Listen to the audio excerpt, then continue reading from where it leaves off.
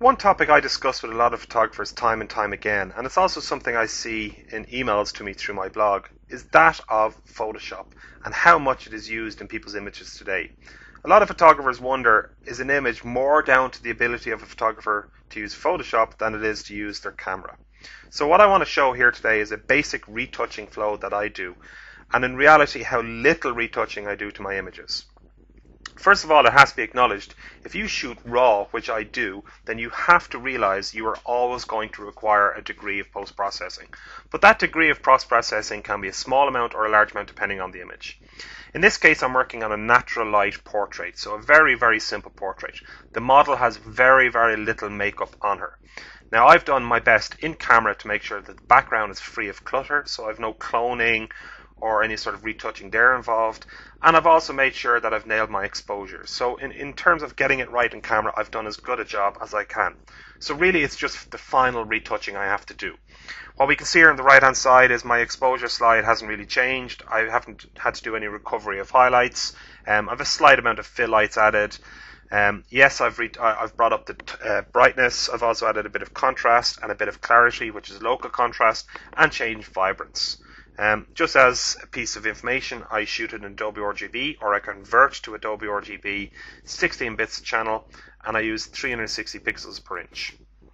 So this is just a very simple portrait, and we're going to bring it into Photoshop. In Photoshop, I use non-destructive editing. So what I always make sure I do is I always keep my background layer. I always want to be able to return to the original image. So the first thing I'm going to do before any retouching is to create a backup of this layer and call it retouching.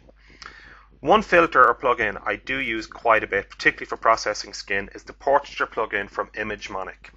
This plugin, unfortunately, does cost, it's about $100, maybe even $200. But for retouching skin, it's a fantastic tool, and it's something I use quite a lot, although I do try and use it quite sparingly, so I try not to be too heavy with it. So let's just take a look at 100%, and we can see here down the bottom it's applying it. Let's just move it up. This is set to the minimum amount, and we can see even at the minimum we're losing some of the freckles. So there's a before and there's an after. But in saying that, we do want to have some of this, but it is really nice that you can see here it's retaining skin detail. It's a good start. Let's click OK. And we can see down the right hand side it's created a new layer called Retouching Copy. So now my filter has been applied to this layer. Some of the things I want to do to this layer are, and again I'll always do this at about 100%, I always want to make sure that looking at it, it's the opacity. So let's just change the opacity, and we can see that if I have the opacity set to 0, it has no effect. If I've set to 100, that filter has 100% effect. So let's just change it down to, let's see, 100 is about taste. I would say good enough, about there. So again, just turning on and off the layer, we can see there's a before and there's an after. It's quite subtle. It's still retaining skin detail. It's still retaining the wonderful freckles in the shot that I really, really like. Other things I typically have to do are I need to mask out that blur from areas. While the tool is pretty good at recognizing what is skin and what isn't skin, I still want to make sure that I'm not applying any sort of blurring to areas that I don't want to apply to. And these areas would be cases like the eyes and so on. So I have a mask.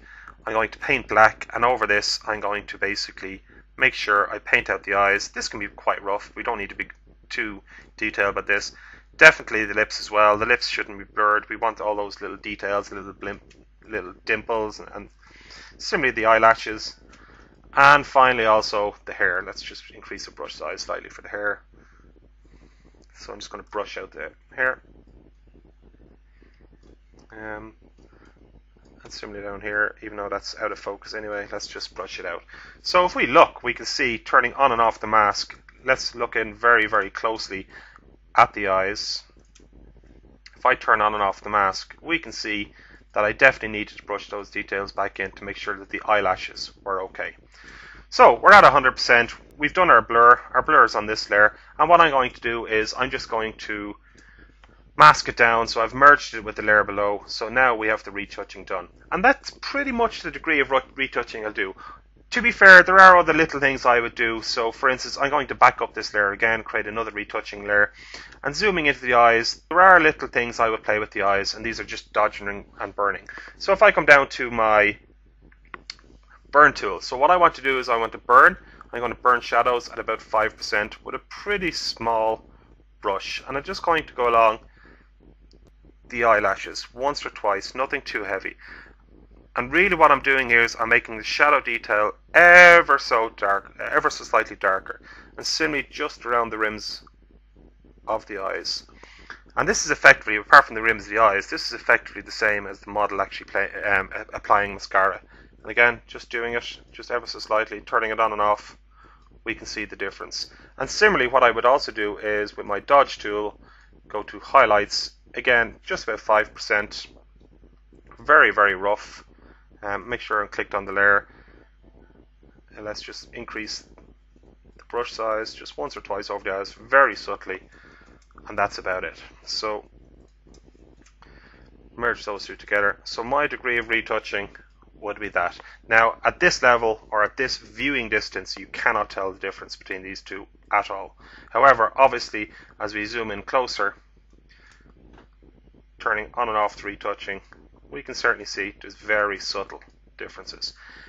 What we could do, just taking this a little bit further very, very quickly, is we can still see there are slight bags under the eyes. One of the things you could do, and the patch tool is pretty wonderful for this. Come along to the patch tool, just grab the patch under the eyes and just drag it down ever so slightly. Again, just drag the patch under the eyes, just drag it down ever so slightly again, and we can see that what happens there is the eyes go away. And again, I would be very subtle with this. I probably wouldn't go 100% opacity. I would probably just blend it back into about 50%, so we can just see that we're taking away ever so slightly. And let's just merge two of them together, so I now have a retouching layer. Other things I typically always do are what I call a defog, and defog is local contrast enhancement using unsharp mask. My actions are available on my blog, so I can come along here and I can just defog this shot. And basically, just looking at it from a distance, we can see it's really just adding a little bit of contrast to the shot. So there I am turning it on and turning it off. And then the final thing I would probably do, well, not probably, I would certainly do, is sharpening the image. So this is sharpening really for print and for screen. One of the things I would say about sharpening is, and I'll probably just contradict myself, in fact, let's delete this. I always sharpen at looking at it at 100%. I want to see what the shot is going to look like. So coming along, unsharp mask, a small radius, so between 1 and 2 pixels, threshold is set to 2, and in this case then you can just adjust the amount. And really I'm always looking at the eyes, so let's go to about 215%. So looking at the sharpness, we can definitely see here before and after shot we're sharpening. Now, some things. We've gone to the bother of sharpening skin, so one of the things we certainly don't want to necessarily do is, or blurring skin, we don't want to now sharpen skin. So again, let's create a mask. Let's invert that mask, so now sharpening is applied nowhere. We'll come along to a paintbrush, and literally all I'm going to do is I'm going to paint in the areas that I want to be critically sharp. So the eyes, definitely, the eyebrows, absolutely, lips, I definitely want to be sharp. As we zoom out, areas I want to be sharp as well, of course, are the hair. So let's just sharpen the areas around the hair. And again, we don't have to be exact about this. That's perfect. And if we did want some amount of sharpening in the skin, the very easy way of doing it is to take your brush again, but this change the opacity maybe to about 10-15%. So let's just say 15% here. And we can just brush over the skin ever so slightly. And this will bring in some sharpening on the skin. And again, we could actually look at the mask if we want to look at the mask. So there's the mask we're using for sharpening. So sharpening on and off. Typically what I do is just at the very end is I actually just create an adjustments layer for this, or a group. So now what I can do with this group is just turn on and off.